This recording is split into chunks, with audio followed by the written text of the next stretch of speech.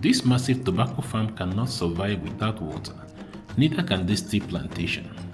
But getting water to crops at this scale requires something else: power. Lots of it. Across Africa, unreliable electricity and rising fuel costs are making it harder for farmers to stay productive and profitable. But Africa has something many regions of the world can only dream of: sunshine. Farms across Africa are now harnessing the power of the sun to run irrigation system, processing facility, and the entire farming operations. In today's episode, we'll travel across Zimbabwe and South Africa to see how commercial farms are turning sunlight into one of their most valuable resources, and perhaps one of Africa's greatest competitive advantage.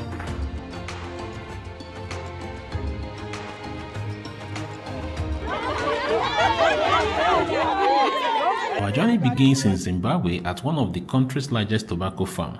And this is my first time actually seeing a tobacco. How tobacco is actually grown, farmed, and processed. Tobacco is one of Zimbabwe's most important agricultural exports, and producing it at this scale requires a significant amount of water. As we move around the farm, one thing quickly becomes clear: modern agriculture is as much an energy business as it is a farming business. Behind every healthy crop is an extensive support system: water pumps, irrigation equipment, processing facility, storage infrastructure, and without reliable power, everything becomes more difficult. This farm has turned to solar energy to help power its operation. But how exactly does the system work, and perhaps more importantly, does it make business sense?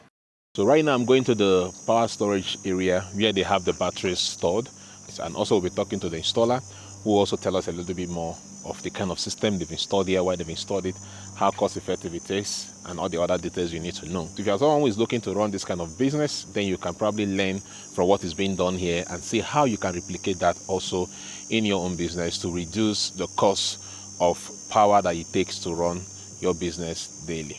I'm Darren from Stellar Solar Supplies out here in Zimbabwe. We're on a farm here, Cloverleaf Farm. They grow tobacco big time, and they also do avocados. So what we've got here is we've got a 400 kilowatt system, which is made up of 8 by 50 kilowatt inverters, paired with about 192 batteries, which give them about 1 meg of battery backup. We've got about 820 panels all on your east, west, and north facing roofs. We've actually used the customer's buildings, so it is a bit of an easier install there. We've got a 2.2 kilometer LV line that goes down to his Avo pump house, which obviously irrigates the Avo trees. Further down that line, we've got the ability to pump water through 4 by 75 kilowatt pumps. So these inverters will run the top of the farm and the barns for curing.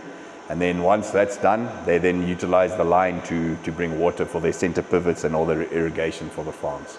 So this is one of the 8 50 kilowatt inverters that we have in place here.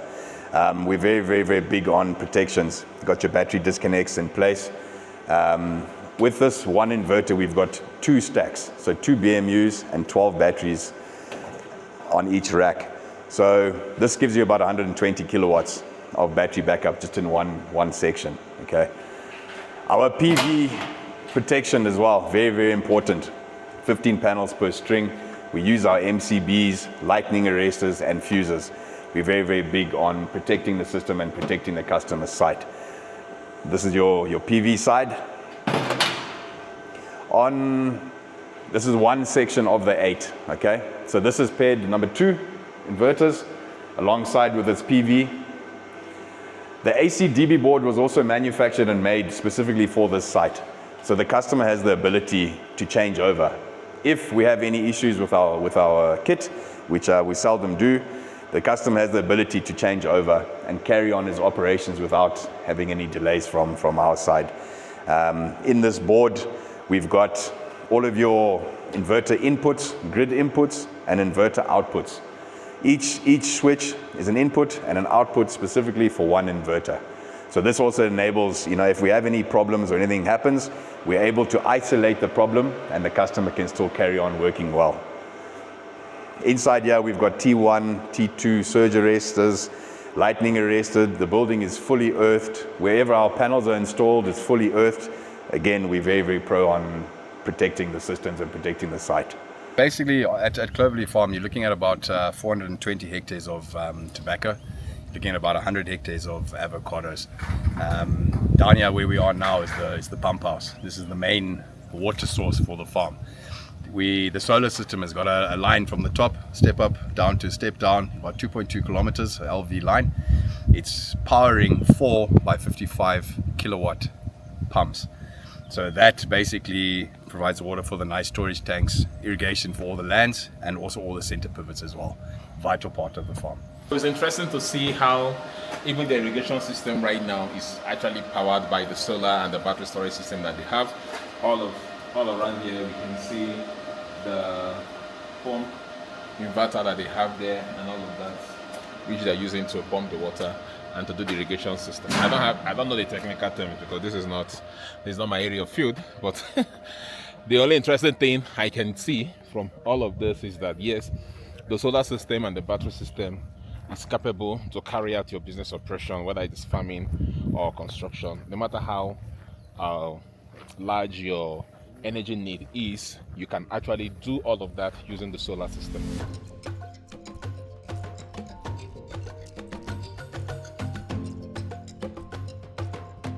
From Zimbabwe, we traveled to South Africa to investigate how farmers are using solar energy to power different aspects of their operation. This particular farmer operates both a commercial farm and a hospitality business. Like many business owners across Africa, rising energy costs and unreliable electricity has become major operational challenges. So I listened to both the farm owner and the solar installer to learn how the system works, what challenges they face before installation, and whether an investment has delivered a result they expected. On this farm, so they maize farmers, Okay, but they own this lodge, so they accommodate people and their functions here. So it's a family-owned business. So we've got 33 solar panels, 550 watts, which generate on a good day around about between 70 and 80 kilowatts on a good day. 70 and 80 kilowatts. Yeah, and that's more than sufficient for them what they need. So we'll assess your installation. We'll monitor your usage because we do data. We capture data, and then based on the data that I've captured, I'll design you an installation. The batteries, the 5.3 Naira batteries, low voltage batteries, and these are the 12 kilowatt Naira three-phase inverters. And then So these are the batteries, these are the inverters. These are the inverters and these are the batteries. And then the boxes behind you is where all the switchgear are situated. Okay. Yeah. So how many batteries we have here? We've got 17 batteries. 17. 17, yeah. And inverters? The inverters, we've got 3 inverters. 12. The product that you use is Naira, right? Yeah. But can you explain what's the difference and why did you choose that choice? I've been using Naira for many years now, and for me as an installer, it's all about backup service and after-sale service. If you're on a site, on a remote site like this, you need someone to be able to back you if you have technical problems. And that's like in anything electronic. There can be something wrong, something can go wrong. And for me, it's so convenient. I can just reach out to them, and they'll always assist. And that's for me. That's why I'm using Naira. So that's like what you look at for when getting as an installer, definitely after sales service. And if something goes wrong, how quickly do they solve the problem? So that's for me. That's key. In terms of the reliability of the battery, warranty, what? I'm going to be honest with you. If you look at the failure, it's very little. I'm not going to say there's no failure or there's no problems. There is with anything, there is problems, but it's minimal, and it always gets resolved, and also quickly. And I will never leave a client in the dark. So if I do pick up a problem with a component, I either get a loan unit from them or they'll fix it very quickly for me so I can get the client back up and running again. But if you look at failure, and for me based in Joburg, to travel 3 hours to come and sort out problems, I mean, that's not feasible. Because I do carry the warranty on those installations. So I use components which is reliable with minimal failure and minimal problems. And like this one's been up and running for 2 years and we didn't have a problem. For 2 years now? For 2 years no now. Problem. No problem. No battery has been replaced? No batteries have been replaced, no inverters been replaced, no solar panels replaced. So we had no issues on this one. What is like the total cost that it costs to install this here, and also give us like the minimum cost it would take to like power, let's say, a small residential house? You know, it's always difficult, and it is a fair question you're asking, but everybody's needs are different. Yeah. I mean, just give us an idea for those who are interested. Unfortunately, with this installation, it was also done when we reached a peak in solar component cost. Oh, okay. It was very expensive. So if you compare it to today, you can do it for a lot less. But this installation was around about 350,000. Dollars or rand? No, rand. Rand, okay. Yeah, no rand. And so you can do it maybe for a little bit less now. But so the cost and components definitely came down a lot. So it's definitely a lot more feasible to invest in a solar system than it was previously. Yeah, but for today, if someone who watches this video is interested in doing it, not just for a commercial property, but for a private property, like say a 3-bedroom house, where they can just live in, what do you think would be the rough estimate? I think one We're trying to encourage people to actually seek alternative energy, but they need to have an idea what it's like. I think the biggest thing one should actually focus on is not really just the lowest price and cost on the installations, but just to make sure that you start off with the correct components, even though it's costing a little bit more, and make sure it's installed properly. And unfortunately, with anything that's being done properly, it is a cost factor. But you can start anything from say 70,000. 70,000. Yeah, but then you've got a pretty decent system that you can grow on as well. I mean, you can expand on. Should your needs change, you can just add on.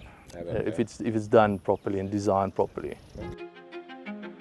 From irrigation system to processing facility and farm infrastructure, solar energy is becoming integrated into multiple parts of agricultural value chain. For many businesses, the goal is no longer simply to reduce electricity costs. It is to gain greater control over the operation and reduce dependency on unreliable energy sources. For decades, solar energy was largely associated with homes and small businesses. Today, that is changing. Rapid advances in solar and energy storage technology are making larger commercial and agricultural applications increasingly practical. Companies like Deere are helping to accelerate this shift through high-capacity inverter system, advanced battery storage solution, and smarter energy management technology.